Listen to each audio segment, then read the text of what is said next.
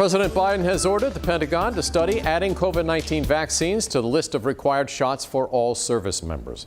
Up until now, those vaccinations have been strictly voluntary.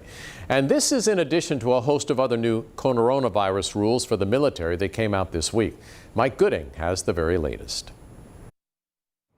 Secretary of Defense Lloyd Austin will consult with military medical experts and the Joint Chiefs of Staff to determine how and when to make recommendations to President Joe Biden about adding COVID-19 vaccinations to the list of requirements for all military members.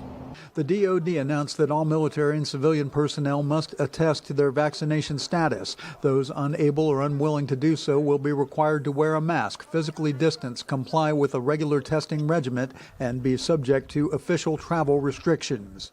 All of that came on top of DoD guidance Wednesday, which directed that all individuals, regardless of vaccination status, must wear masks in indoor settings at DoD installations and facilities in areas of substantial or high transmission as defined by the CDC. So President Biden, as Commander-in-Chief and as the head of federal personnel, does have power over the federal workforce, including our military. Senate Armed Services Committee member Tim Kaine of Virginia supports the latest moves in the face of rising COVID-19 numbers related to the arrival of the Delta variant. I want to hear from Secretary Austin first about what he thinks is the right thing with respect to the military. But it does strike me that the notion of be vaccinated or you're going to get tested regularly to make sure that you're not posing danger to your comrades in arms seems like a pretty smart thing.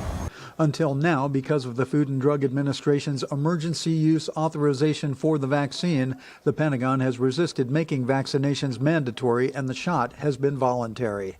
Mike Gooding, 13 News Now. According to Secretary Austin, 70% of active duty troops have received at least one dose of the COVID vaccine.